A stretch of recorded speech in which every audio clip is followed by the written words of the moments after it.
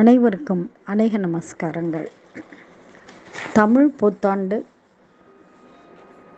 பலன்களை பற்றி நாம் இப்போ பார்க்க போகிறோம். ஸ்ரீ மங்களகரமான சோபகிருது வருஷம் பங்குனி மாதம் 31ஆம் தேதி, அதாவது ஆங்கில மாதம் 13/4/2024 சனிக்கிழமை இரவு 9:04 மணிக்கு சூரிய உதயாதி 37-38 நாழிகை அளவில் விருச்சிக லக்னம் கன்னி நவாம்சத்தில் மங்களகரமான குரோதி வருஷம் பிறக்கிறது.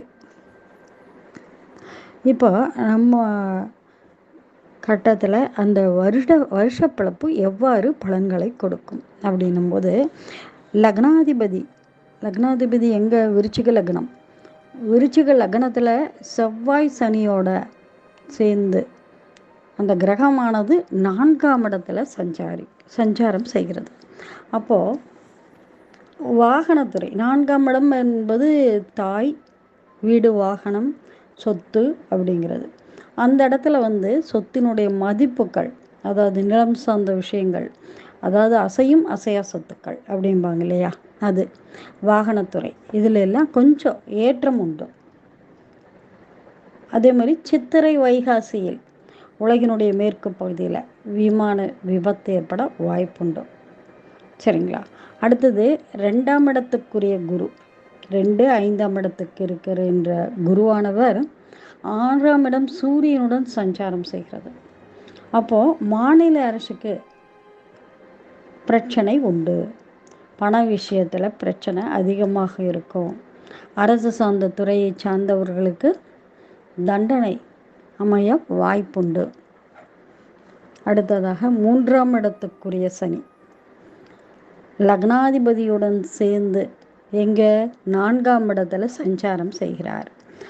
அப்போது 3ஆம் இடம் தகவல் தொடர்பு அப்படின்னு சொல்லக்கூடிய இடத்துல அந்த சனி, அதில் இருக்கின்ற சனியானது அந்த லக்னாதிபதியோட சேர்ந்து செவ்வாய், புரியுதுங்களா, அதனோட சேர்ந்து இருக்கும்போது எந்த இடத்துல உட்காந்துருக்காரு? 4ஆம் இடத்துல.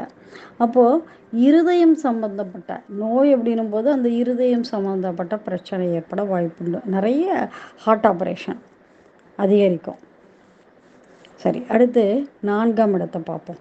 4ஆம் இடம் சனியானவர் ஆட்சி பெற்று அந்த செவ்வாயோட இருப்பதால், முதலே சொல்லியிருக்கேன், மோட்டார் வாகனத்துறை முதல்ல இந்த லக்னாதிபதியோட செவ்வாய் இருந்து சனியோட சேர்ந்த 4ஆம் இடத்தில் இருப்பதாலும், அதே மாதிரி 4ஆம் இடத்தினுடைய சனியானது ஆட்சி பெற்று செவ்வாயோடு இருப்பதாலும் இந்த மோட்டார் வாகன தொழில், கனரக வாகன தொழில் இதெல்லாம் நல்ல டெவலப் அடைய வாய்ப்புண்டு.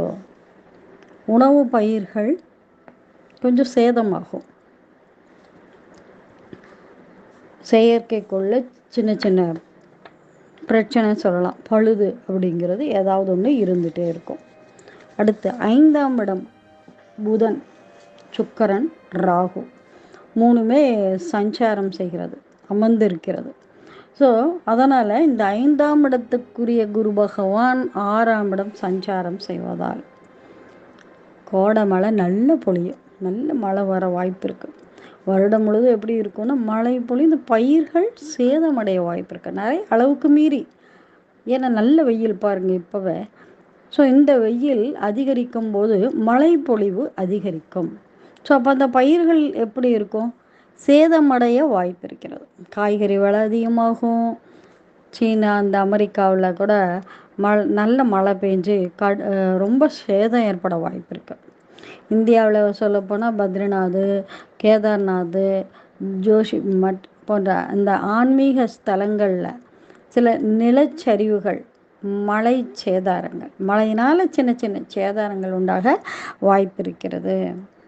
அடுத்து 6ஆம் இடத்துல யார் இருக்காங்க?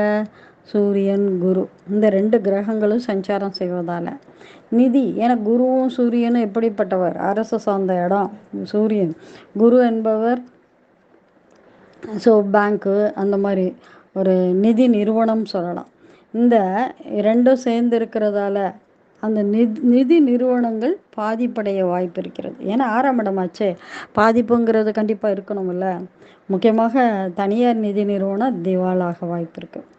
அதனால் கொஞ்சம் உஷாராக இருக்கணும். மக்கள் வந்து நிதி விஷயத்தில் ஏமாற்றம் அடையாமல் இருக்கணும்.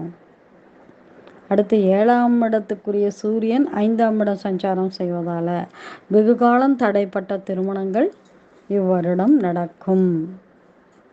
மேலும் விவாகரத்துகள் எல்லாம் குறைய வாய்ப்பு இருக்கு.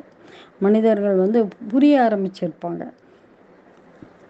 நம்ம எப்படி நடந்துக்கணும் அப்படிங்கிறது தெரிஞ்சுக்குவாங்க. அந்த அளவுக்கு அந்த இடமானது கொஞ்சம் மதிப்பாக இருக்கு.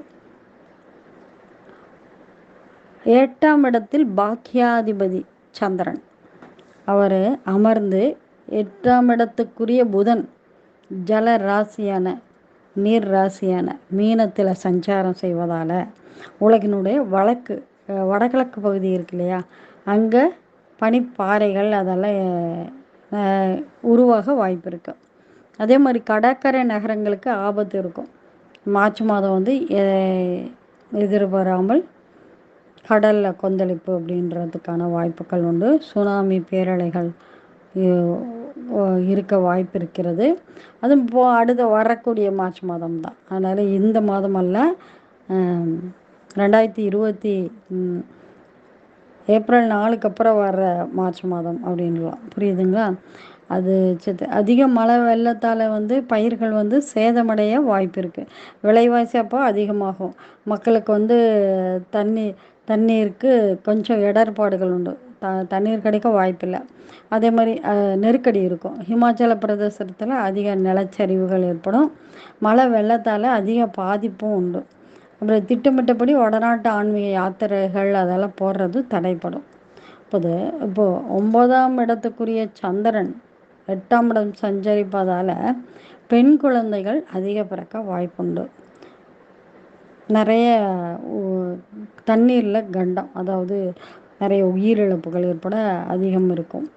அடுத்து 10ஆம் இடத்துக்குரிய சூரியன் 6ஆம் இடம் சஞ்சாரம் செய்வதால் தொழில்துறையில் கொஞ்சம் பணம் முடக்கம் மிக அதிகமாகும். நாட்டினுடைய பணப்புழக்கம் கொஞ்சம் குறையும். நிறைய பணப்புழக்கம் இருக்கும்போது தான் வியாபாரம் அப்படிங்கிறது நல்லாயிருக்கும். ஸோ அதுலேயே ஒரு தடை அப்படின்னும் போது கொஞ்சம் துறையில் வந்து நல்ல பணம் முடக்கம் ஏற்பட வாய்ப்பு இருக்கு.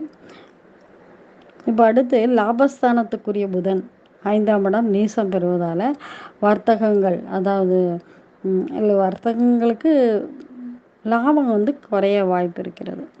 தங்கம் வெள்ளி விலை மற்றும் பங்கு வர்த்தகத்தில் அதிலும் ஏற்றம் அந்த அளவுக்கு அதிகமாக இருக்காது, மீடியமாக போயிட்டுருக்கும். அடுத்து 12ஆம் இடத்துக்குரிய சுக்கிரன் 5ஆம் இடம் சஞ்சாரம் செய்வதால் பொதுமக்களுக்கு இந்த வருடம் செலவினங்கள் அதிகமாகவும் சேமிப்பு குறைய வாய்ப்பு இருக்கிறது. மொத்தத்தில் இந்த வருடம் எப்படி இருக்கும் அப்படின்னா, பெருமழை பொழிந்து வெள்ளம் ஏற்பட வாய்ப்புண்டு. காய்கறி வந்து விலை அதிகமாகும், பணப்பழக்கம் அதனால் குறையும். அடுத்து பெரிய பனிப்பாறை, சுனாமி இந்த மாதிரி நீரில் கொஞ்சம் கண்டம் அப்படின்னே சொல்லலாம். கடற்கரை நகரங்களுக்கு ஆபத்து இருக்கும். பனிப்பாறையிலிருந்து புதிய வைரஸ் உருவாகி மக்களுக்கு அச்சுறுத்தல் ஏற்பட வாய்ப்பு இருக்குது. மற்ற அரசியல்வாதிகளுக்குள்ள பிரச்சனை, விரோதம் இதெல்லாம் ஏற்படும் வருடம் இது. அதனால் இதை கருத்தில் கொண்டு நம்ம எப்படி இருக்கணுங்கிறத தெரிஞ்சுக்கோங்க. அதற்கேற்றபடி நம்முடைய வாழ்க்கையை நாம் சீர்படுத்தி கொள்ள வேண்டும் என்பது முக்கியம். நன்றி. ஸ்ரீ மகாலட்சுமி ஜோதிடம், கோயம்புத்தூர்.